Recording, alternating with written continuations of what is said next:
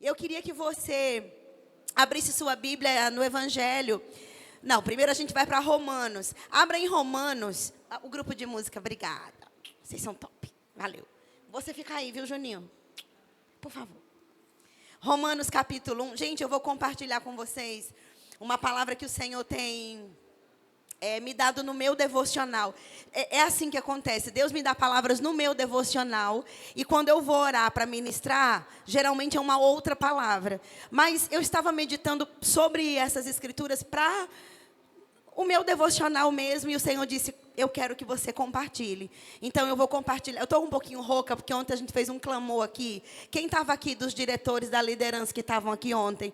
A gente teve um momento aqui ontem com os pastores, a liderança. Minha gente, de 7h30 até umas 9h30, foi clamor na terra aqui nesse lugar. Não ficou ninguém de pé. Foi um poder de Deus, foi um manto nesse lugar. A gente tinha uma janta pronta, ninguém nem lembrou de janta. Depois foi que a gente jantou. Saímos daqui, chegamos em casa quase meia-noite. Foi um momento maravilhoso. Deus está fazendo coisas grandes na liderança dessa igreja, na vida dos pastores. Você se alegra sobre isso? Sabia que se a liderança daqui dessa igreja e os pastores estiverem alinhados com a palavra, a sua vida é abençoada, os seus filhos são abençoados, essa obra vai ser abençoada, porque os cabeças da obra têm que estar alinhados com o dono da obra, amém, irmãos? Então, a gente teve um momento bem especial e hoje eu queria compartilhar com vocês algumas verdades que Paulo, a gente vai ficar mesmo nas cartas de Paulo, então em todas elas Paulo falando para nós algumas verdades. E a gente vai começar aqui em Romanos capítulo 1. Eu queria que você abrisse Romanos capítulo 1, versículo 16. Por favor. Romanos capítulo 1, versículo 16. Olha que escritura maravilhosa. Eles vão colocar aqui também. Mas se você está com a sua Bíblia, acompanhe aí, por favor. O apóstolo Paulo diz aqui, ó. Posso ler? Todos já, tudo bem? Pois eu não me envergonho do Evangelho. Porque o Evangelho é o poder de Deus para a salvação de todo aquele que crê. Primeiro do judeu e também do grego, ou seja, de todos, né? Visto que a justiça de Deus, ela se revela, ela se manifesta no Evangelho de fé em fé, como está escrito, o justo viverá pela fé. Quem pode dizer amém? Amém. O ponto aqui que me chamou a atenção e me fez meditar foi quando o apóstolo Paulo diz assim, eu não tenho vergonha do Evangelho. Você pode dizer isso? Eu não tenho vergonha do Evangelho? Sabe quando a gente começa a meditar no Evangelho, a palavra Evangelho, ela significa boas notícias. É a boa nova de que existe um Salvador. Quem aqui já tem Jesus como Senhor e Salvador? Essa é a boa notícia, a melhor de todas, existe um Salvador. Mas Evangelho aqui é uma palavra que ela traduz muito mais do que só o anúncio do Salvador. Eu quero que você pegue isso, que você anote, ou que você guarde isso no seu coração. O Evangelho, ele representa valores do céu para a nossa vida. O Evangelho, ele representa, ele traz a ideia e os pensamentos de Deus a respeito do homem, daquilo que Deus pensa sobre o homem, sobre as coisas que fazem parte da nossa vida. Então Paulo está dizendo assim, o Evangelho, se você quiser anotar isso, é muito bom, ele representa um estilo de vida. Então Paulo está dizendo, eu não me envergonho do estilo de vida que o Evangelho representa. Qual é esse estilo de vida? Via de regra, bem rápido, tudo que é contrário ao mundo. Tudo que o mundo prega, que o mundo curte, que é moda lá, via de regra, é algo que é contra o Evangelho de Jesus. Amém, irmãos? Então, Paulo está dizendo, eu não me envergonho do Evangelho, nem de nada daquilo que o Evangelho representa. O que ser crente representa? Ser contra o aborto, ser contra a liberação de drogas, ser contra a promiscuidade, ser contra a prostituição, ser contra adultério, ser contra roubo, ser contra mentira. Então são valores que o Evangelho carrega e que ele representa. E alguém que está em Cristo, que nasceu de novo, também carrega esses valores. Ou pelo menos deveria. Tá bom? Se vocês não disserem muito amém, eu fico bem também, tá? O pastor precisa mais dos améns. Mas eu quero que você pense sobre isso hoje. Vou lhe dizer uma palavra que ela é profética e que tem base na palavra, que é o seguinte: os dias eles são maus e o pecado está se multiplicando. Não sei se vocês assistiram filmes nesses últimos dias, ou seriado, coisas assim. Antigamente, eles não traduziam para a nossa língua os palavrões da filmagem original dos filmes. Hoje você coloca um filme de comédia, uma coisa relativamente não inofensiva, digamos assim, e daqui a pouco soltam lá não sei quantos palavrões. A gente chega a tomar aquele susto. Quem se assusta com isso? Não sei se sou só eu. Eu me assusto com isso. Poxa, antigamente eles ou não traduziam ou não deixavam aquela palavra passar. A gente não tomava aquele susto. A linguagem, ela está tomando uma proporção de ordem. E a gente nem se percebe sobre isso. É para que se naturalize palavras que não são para ser naturalizadas. Porque um palavrão, você não xinga um palavrão na frente de um juiz. Eu duvido quem chegue numa audiência e cumprimente: Vossa Excelência, seu filho disso e daquilo. Eu acho que quem tem juízo não faz isso. Existem ambientes lá fora, existem lugares lá fora, não precisa ser púlpito de igreja, aonde palavras torpes, elas não são toleradas.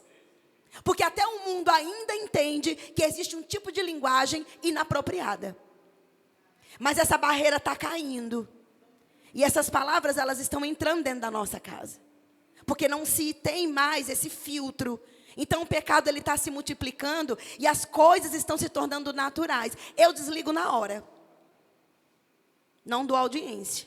Ah, então você vai ficar sem assistir quase nada. Maravilha. Eu coloco Rick Renner na minha televisão. Eu coloco o Apóstolo Guto. Eu coloco Rosana Lira. Eu coloco louvor.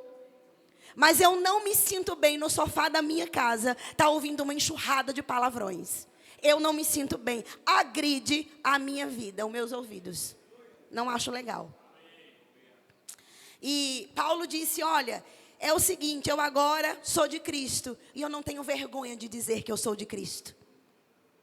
Esse mesmo sentimento de orgulho, de honra, de valorização do evangelho que o apóstolo Paulo tinha, é o que o Senhor quer de mim e de você hoje.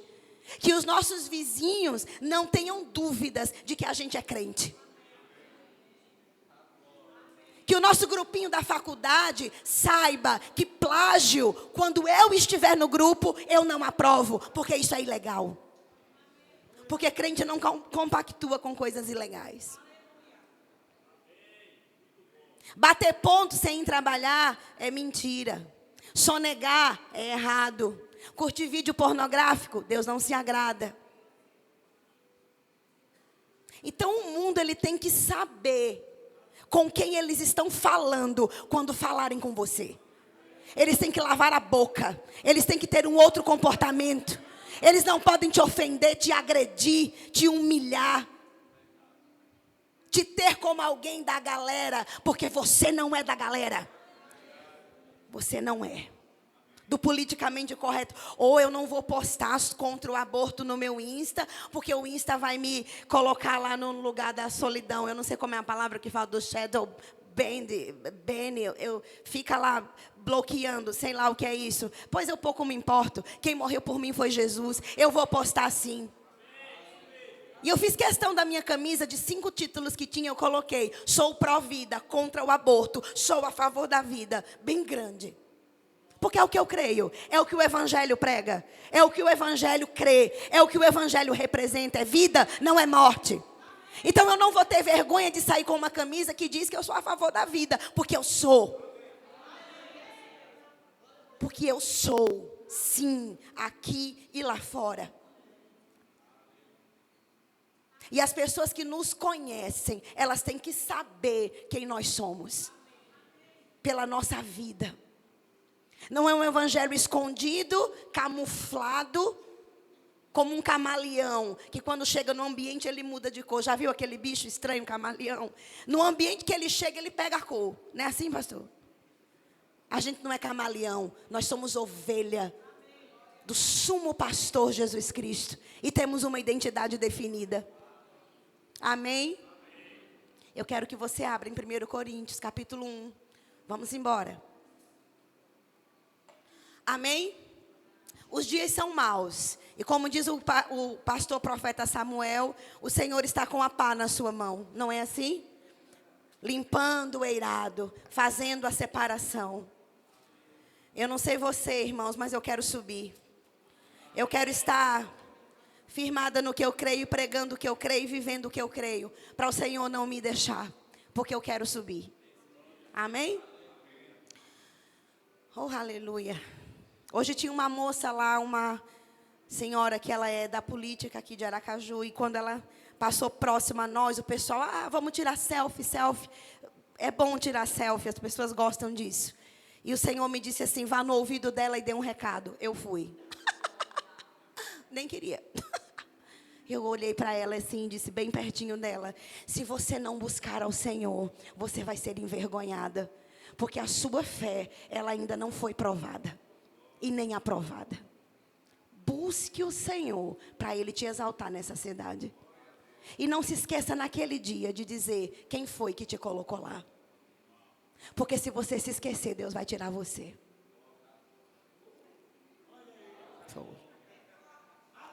Ela tirou o óculos e disse amém.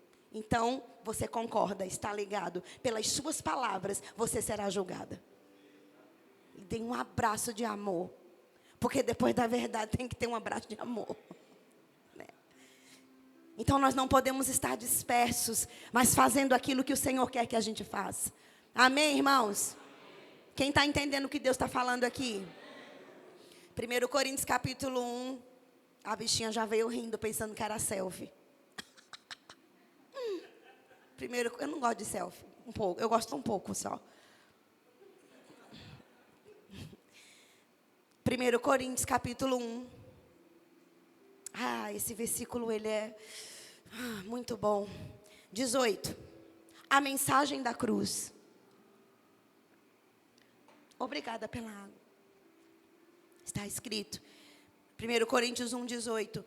Certamente que... Nossa, esse certamente é muito bom. Não tem nem a menor dúvida de que a palavra da cruz, ela é uma loucura para os homens que estão lá fora se perdendo, mas para nós que somos salvos, ela é o poder de Deus.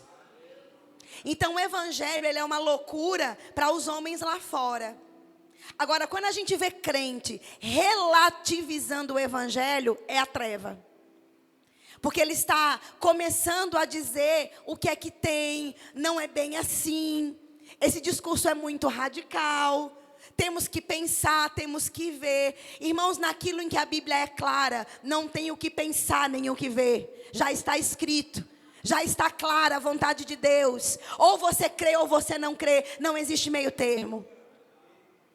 Amém? E Paulo disse aqui que a palavra da cruz, o evangelho, ela é o poder de Deus. Para nós. Mas para o mundo é loucura. Amém? O que o mundo chama de direito das mulheres, a Bíblia chama de assassinato. Por que se fala tanto em abortar crianças e não se fala em prevenção contra a gravidez? Existem preservativos gratuitos nos UBS, nos postos.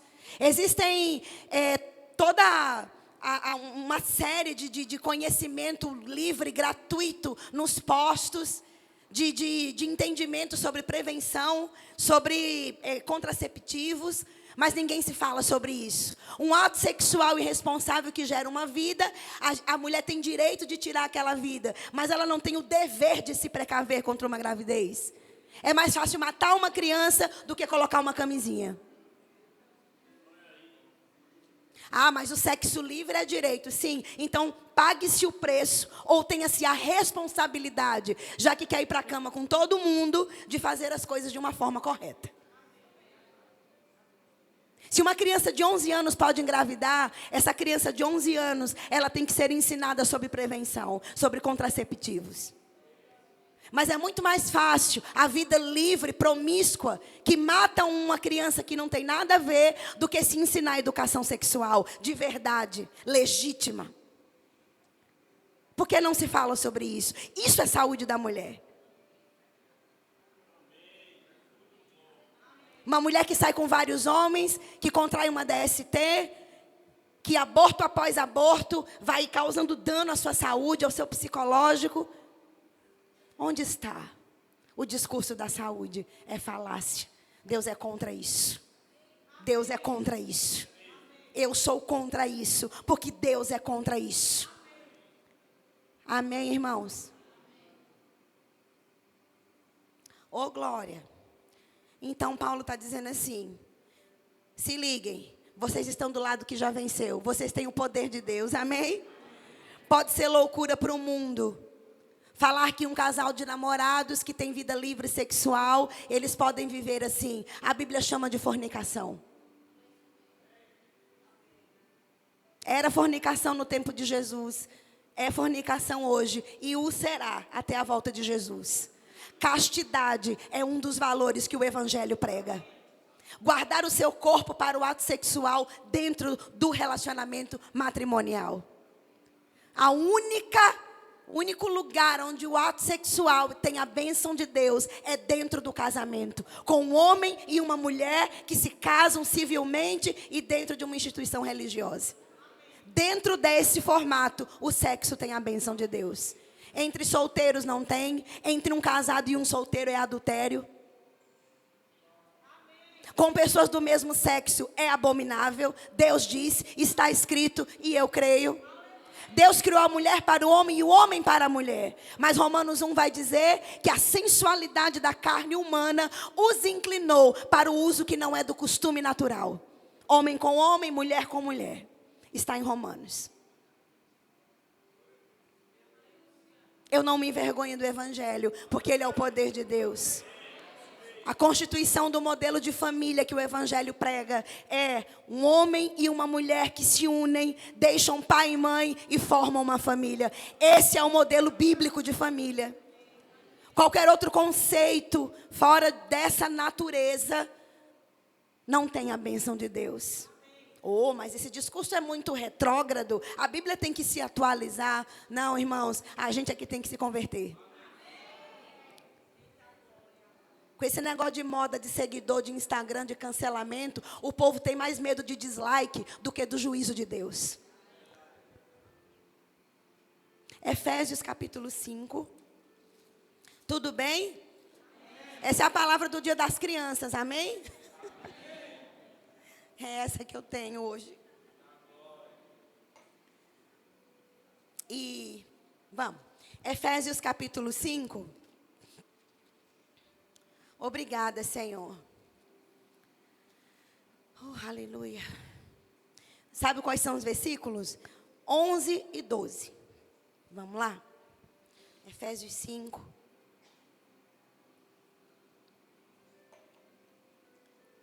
Ó, Paulo diz aqui. Efésios 5, 11 e 12. Posso ler? Bora. E não sejais cúmplices nas obras infrutíferas das trevas. Antes, porém, reprovai-as. Meu Deus, que escritura maravilhosa. Grifa aí na sua Bíblia. Porque, gente, o que esse pessoal faz em oculto é vergonha até falar. É o que está escrito. E eu te digo mais, que o pecado ele está se multiplicando numa proporção tão grande que já foi além do que essa escritura diz aqui. As pessoas antes tinham vergonha de propagar. Hoje elas filmam e colocam na internet. É desse jeito. Os terroristas antes, eles faziam coisas horríveis, atrocidades horrorosas. E aquilo ficava só na menção ou numa ideia do que aconteceu. Hoje eles filmam e jogam na mídia. Porque não existe mais um limite de pudor, de humanidade mínimo que existia antes. A crueldade, ela está se acentuando, irmãos. Não vamos brincar mais de ser cristãos. O mundo está cruel e vai ficar pior. Vai ficar pior. Não pense que vai melhorar, que justiça social vem de governo, de Bolsonaro, de Lula. Não, é o evangelho que tem a resposta para o mundo. A gente fica brigando por política, ao invés de estar pregando o evangelho. A Bíblia diz que a solução não é partido A ou B, que o poder não vem de partido político, vem do evangelho. Como eu tenho vontade de gritar isso para o mundo inteiro ouvir. Parem de brigar por político e preguem o evangelho. Vão estudar a palavra para pregar o evangelho. Porque o que liberta o homem não é partido político, é o evangelho. Amém. Ele disse aqui, a gente não pode ser cúmplice. Coloca aí mídia, por favor. Para quem quiser ver, anotar. A palavra cúmplice. Essa palavra ela é muito... É a outra, filho. Não foi enviado? Pronto, cúmplice ali. Olha que interessante, no grego. Que demonstra simpatia. Pode ficar aí pensando, vá. Pensou? Já pensou? Que demonstra simpatia. Eu achei isso tão maravilhoso. Paulo está dizendo assim, você não pode simpatizar com as obras das trevas. Você não pode ter a mínima simpatia, olhar, flertar com isso. Porque isso é obra das trevas. Não, mas o aborto ele pode ser assim, vamos discutir, como o pastor Samuel falou na terça. É um assunto indiscutível, eu não discuto, não vem argumentar contra mim, eu já tenho a posição da palavra. Não se discute matar ou não, isso não, gente, não se discute. Não tem sentido. A gente discute uma cor de piso. Estão captando? Ele disse ali, ter simpatia. E Deus falou para nós na terça-feira aqui, sobre filhos de crentes aqui da igreja, flertando com ideias que ferem os princípios da palavra. Que estão curtindo coisas, estão com a mente entrando os lixos que são pregados em nome de justiça social, mas são ideologias nefastas que vão de encontro à palavra de Deus. Vigie os seus filhos. Jovens que estão na faculdade, vigie o que vocês estão ouvindo, penere. Lá dentro vocês são crentes também. E é lá que vocês têm que ser mais crentes ainda. E Paulo disse, não sejam cúmplices, não simpatizem, não deem like para aquilo que Jesus não daria. Amém? A próxima palavra é a palavra reprovar, que eles tinham colocado. Antes, ao invés de ser simpático, vamos reprovar. Olha que interessante essa palavra lá no texto original. Corrigir pela palavra. Mostrar a alguém o seu erro. Exigir uma prestação de contas. Você pode dizer amém para isso? Então Paulo está dizendo assim, não simpatizem com aquilo que fere as escrituras. Ao invés de simpatizar, vocês têm que corrigir aquilo pela palavra. O que a palavra de Deus diz sobre aquele erro? Você vai lá e corrige. Não está dizendo para você dar a sua opinião. Não, eu penso assim. Não, não é a sua opinião que tira alguém do erro. É a palavra, é a verdade, é o que está escrito. A sua opinião e a minha opinião não muda a vida de ninguém. O que muda a vida da pessoa que está no erro é mostrar a verdade da palavra. Sem expor, sem ferir, sem envergonhar, sem lançar em rosto. Existe um modo de fazer isso. Mas Paulo diz, olha, reprove aquilo lá. A gente pode amar, irmãos, pessoas que são homossexuais, que decidem viver uma vida afetiva com alguém do mesmo sexo. Elas são livres para fazer as escolhas que elas quiserem. Mas quando elas vierem nos perguntar o que nós achamos sobre aquilo, ou o que nós pensamos sobre aquilo, se tivermos essa oportunidade, a Bíblia manda mostrar a verdade. A Bíblia manda, irmãos, dizer a eles o que a Bíblia pensa a aquele respeito. Não vamos deixar de amá-los, não vamos desrespeitá-los, não. Eles são pessoas amadas por Deus. Mas daí a eu dizer que o estilo de vida deles é correto, eu sendo cristã, isso é errado. Isso é ser simpática a um estilo de vida que eu sei que Deus reprova. E tem muito crente no politicamente correto, sem querer desagradar pessoas, desagradando ao Senhor. Mesmo que você não diga amém, está tudo bem, porque essa é a verdade. Amém? Reprovar. Viver um estilo de vida, irmãos, que agrade a Deus, vai exigir de nós um posicionamento. E você não pode apontar a vida do outro, se a sua própria vida não está na palavra. Amém? Paulo disse, não seja simpático com essas obras. Reprove, denuncie, chame a pessoa, corrija na palavra, fale a verdade. Amém, irmãos? Esse versículo na Bíblia de estudo tradicional diz assim, esse Efésios 5:11. Eu achei essa versão muito boa. Não tenham nenhum tipo de comunhão com as obras infrutuosas das trevas. Aí ele colocou um ponto. Aí ele seguiu, mas, vírgula, muito mais que não ter comunhão apenas e ficar de braços cruzados é condenar essas obras. Não sei se vocês notaram a diferença. Ele disse aqui que a gente não pode ter comunhão com isso, mas muito mais do que não ter comunhão apenas é condenar. O que ele está dizendo? Tem crente que fica no seu canto. Não vou me meter nesse assunto, é polêmico, vou perder seguidor. O que vão falar de mim na faculdade? Mas o grupo da família vai me bloquear se eu falar isso. Mas ele está dizendo aqui, muito mais do que não ter comunhão, do que não fazer aquilo, é você dizer a verdade sobre aquilo. Porque tem muito crente que cruza o braço, senta no seu lugar confortável e diz assim, eu não estou fazendo, eu estou em santidade, eu estou bem com Deus, amém. E não faz nada. Nas oportunidades que Deus dá, você se cala por medo. Tá quieto aqui, viu? Demais. Quando Deus te dá uma chance de falar, e o Espírito Santo fica ali, fale agora, fale aquele versículo. O Espírito Santo até lembra o versículo. A gente finge que não ouviu. Porque a gente tem medo do cancelamento. Pois você devia ter medo de ficar no arrebatamento.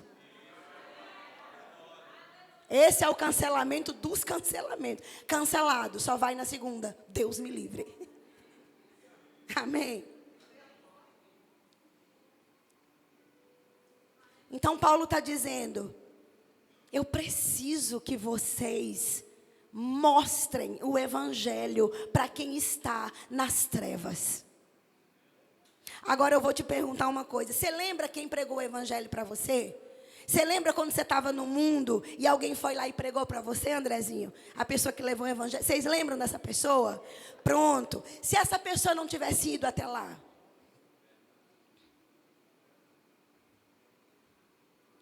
mais quieto aqui, não? Aquela pessoa, ela rompeu várias barreiras para chegar até você e falar do amor do Senhor.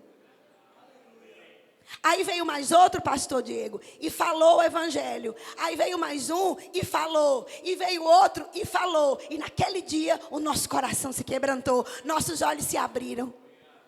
Mas quantas pessoas Deus usou? Que vieram até nós, que romperam a barreira do vou ficar aqui para não me expor, e se expuseram e pregaram para você e para mim. Alguém entrou num bar, na Avenida Gasoduto, lá no Orlando Dantas, e pregou para um homem dentro de um bar, e o nome dele é pastor Fábio Andrade Santos hoje, o nosso pastor. Alguém entrou num bar, e pregou o evangelho para ele dentro de um bar. Esse não teve vergonha do evangelho. E ele olhou para ele e disse, eu conheci um homem que mudou a minha vida. E ele quer mudar a sua vida. E o pastor perguntou, quem é esse homem? Ele disse, Jesus. Isso foi numa sexta. No domingo, ele estava na igreja entregando a vida no altar. E está até hoje no evangelho. Alguém que não se envergonhou do evangelho. E ganhou um homem de Deus para o reino de Deus. Existia um pastor na roupagem de um dono de bar. Quantos estão aí fora? Quantos pastores estão aí fora? Quantos ministros de música? Quantas diaconisas? Quantas mulheres de Deus estão aí fora? Esperando que a gente pregue. Que a gente tenha uma vida que os atraia para o evangelho. Um posicionamento correto. Amém, irmãos? Eu quero que coloque a imagem, por favor. Zinho, aquela.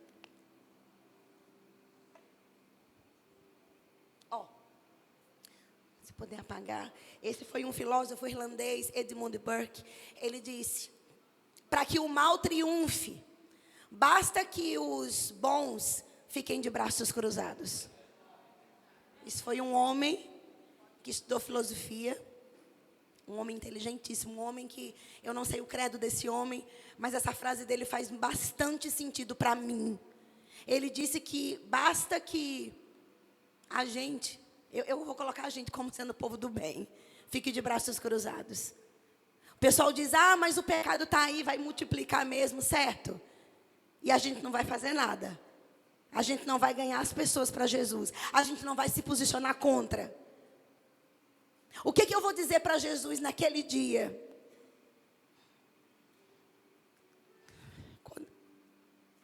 Quando ele me perguntar o que eu fiz com os talentos que ele me deu. Ele vai me perguntar, irmãos. Ele vai te perguntar. O que foi que você fez com os talentos que ele te deu? Mas eu não tenho talento, eu não prego na igreja. Eu não estou falando de microfone, eu estou falando de vida. De uma vida que prega. Eu não vou ficar de braços cruzados, irmãos, vendo esse país caminhando para um lugar aonde, irmãos, não é o destino que Deus traçou para nós. Eu vou usar o meu Instagram, eu vou usar a minha boca, eu vou usar a minha vida, eu vou usar o que Deus quiser usar de mim, irmãos, para que eu fale aquilo que o evangelho representa. Porque o que Deus é contra eu também sou. Amém, irmãos? O que Deus é contra eu também sou. E quando a gente cruza os braços e fica deitado em berço esplêndido, como diz o hino, nada acontece. E você que está aqui hoje e sabe que a sua vida está fora da palavra, o Senhor te chama para uma vida reta, porque você sabe a verdade. Você sabe. E eu já estou cansada de dizer que você sabe.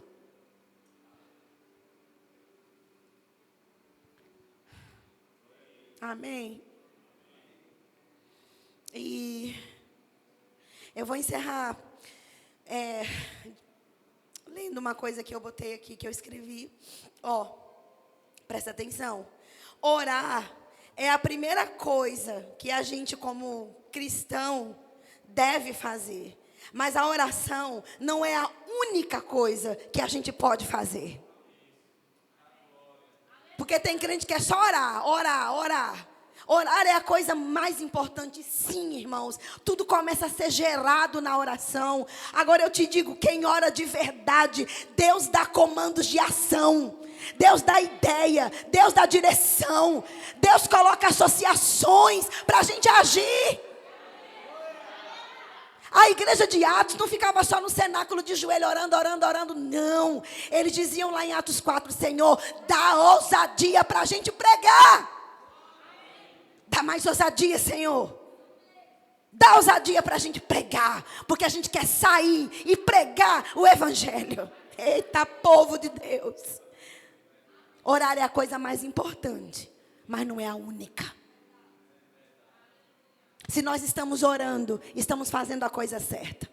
Mas se só estamos orando, estamos fazendo a coisa incompleta. Porque orar e agir, ter ações sociais. As crianças do Verbo Resgate estão sendo alcançadas.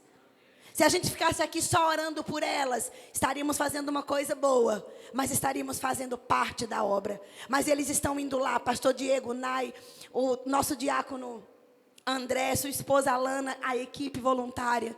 Estão indo levar a palavra, levar alimento, levar, irmãos, o evangelho. Todo sábado à tarde. O galardão de vocês é muito grande. Ninguém dá valor àquelas crianças. Ninguém. Nem os pais. Nem os pais. Mas vocês estão vendo elas como Deus vê. Existe uma ação. Além do que já foi gerado aqui, desde que essa obra nasceu, tem obra social no nosso coração. E vocês são resposta que Deus está levando para eles. Amém, irmãos? Orar é a coisa mais importante, mas não é a única coisa que a gente pode fazer para pregar o evangelho. Você não precisa de um microfone na sua mão. E eu vou lhe dar uma dica.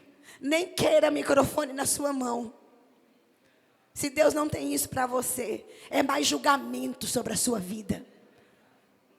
Porque você será cobrado por Deus naquele grande dia. Está escrito, vamos prestar contas. E tem muita gente dizendo que não faz a obra porque não tem oportunidade. Oportunidade elas chamam de microfone. Microfone não é oportunidade, é responsabilidade. Ou você pensa que eu queria estar aqui, de minha vontade própria? Não queria não, irmãos. De verdade falando. Porque é melhor trabalhar nos bastidores. Viu? Aqui de cima eu sou exposta, eu sou criticada, eu sou julgada. A roupa que eu visto, o jeito que eu falo, o jeito que eu prego, eu estou exposta a tudo. Tem alguns que recebem, outros não. Uns dão like, uns dão dislike, eu vou vivendo. Porque se Deus me deu esse microfone, ele só sai da minha mão quando eu subir. Amém? Vontade eu às vezes não tenho, mas coragem eu sempre tenho. Pegue isso. Você pode não ter vontade às vezes de fazer o que Deus te chamou, no sentido do preço, mas coragem você sempre terá. Ele sempre te dará coragem. Porque coragem não tem a ver com vontade. Vontade é sentimento, coragem é decisão. Pega isso para a sua vida. Coragem é um posicionamento de dizer, eu vou falar o que Deus me chamou para falar. Mesmo se eu for julgada, não importa. Eu não me envergonho do evangelho. Hoje estávamos eu e Amor, o pastor. Eu vou acabar com isso.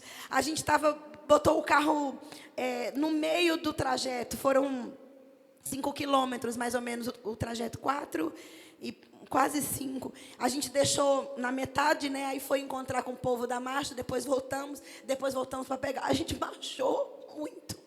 E quando estávamos só eu e ele, de mãos dadas, indo de encontro ao grupo grande, as pessoas olhavam para a gente com a blusa. Teve um pessoal que vinha vindo e fez assim, um rosto de reprovação, de zombaria, sabe? Eu fiz assim, ó, bem assim.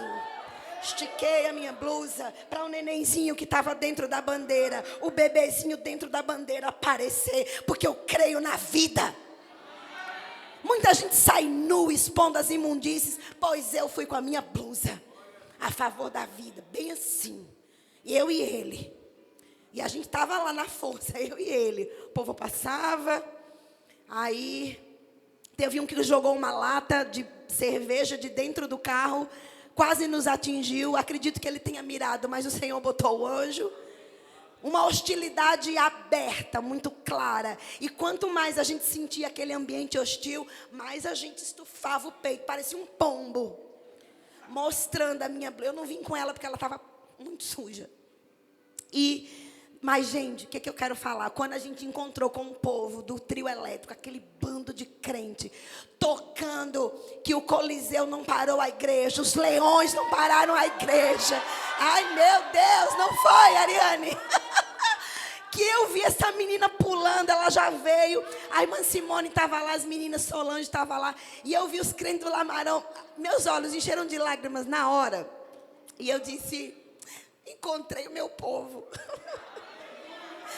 Eu sou desse povo aí. Meu Deus, foi uma zoada, irmãos, tão grande. Os lamarenses são muito barulhentos. Aquela alegria, a gente tirou foto. E sabe o sentimento que me veio? De que quando a gente está juntos no mesmo propósito, a nossa força ela aumenta, o nosso engajamento, a nossa disposição ela aumenta. Meu Deus, só éramos eu e ele lá naquele trajeto todo. Mas quando a gente encontrou os crentes da Andam, foi uma zoada. Foi um louvor. Logo aquela música do Coliseu não parou a igreja. Pense, que eu amo. E a gente se encontrou e fomos andando até chegar no ponto final da marcha. As pessoas dos prédios acenando, sabe? Colocando lá que era a favor da vida, aplaudindo a igreja e o pessoal pregando, louvor. Foi tão maravilhoso. As pessoas na rua que estavam na calçada recebendo folhetos evangelísticos. Foi tão lindo. As pessoas no carro buzinando, dizendo, vão lá, a gente também apoia. Daqui a pouco toda aquela hostilidade ela se dissipou. E a gente se uniu num propósito. E foi maravilhoso. Até quem não estava seguindo o cortejo, parou o carro e nos acompanhou. O Senhor envolvendo ali, foi tão maravilhoso. E sabe o sentimento, Rose, que eu tive? Eu estou fazendo a coisa certa. Eu estou do lado certo. Eu estou fazendo o que Jesus faria também, se Ele estivesse aqui. Eu não estou dizendo que quem não foi, irmãos, vai ser julgado. Não, não é isso. Hoje foi um feriado. Pessoas tinham programações, crianças pequenas, enfim. Mas quem pôde ir, as meninas que estavam lá, levanta a mão. Foi top, não foi? Foi maravilhoso. Ver aquele povo todo... mães com crianças com carrinhos de bebê, mães com crianças no colo, mulheres gestantes. Irmãos, a coisa mais linda, famílias inteiras juntas, falando do amor do Senhor, falando aquilo que Deus fala a respeito da vida. Eu sou a favor da família, eu sou a favor da vida, eu sou a favor daquilo que o Evangelho representa. Essa igreja é a favor daquilo que Deus também é a favor. Nós não estamos aqui, irmãos, pregando política. Nenhum momento aqui a gente vai fazer isso. Mas a gente não vai se esquivar de dizer o que a palavra diz. Muita gente confunde o movimento contra o aborto com política. É porque é do lado A, é porque é do lado B. Gente, vida não tem nada a ver com política. Vida é o que Jesus veio dar para o homem. Vida e vida em abundância. Como a gente pode ser contra a vida? Não importa se é do lado A ou B, se é de partido A ou B, não importa. Nós somos a favor daquilo que Deus é a favor. Amém? Deixe seus políticos de estimação de lado. Porque eles nem sabem que você existe. Nem eu. Desculpa aí. Mas Jesus tem os seus olhos sobre a sua vida 24 horas. O guarda de Israel não dorme nem cochila cuidando de você. Esse deve ser o seu partido. O Evangelho de Cristo. A cruz. Amém, irmãos? Pronto, era isso.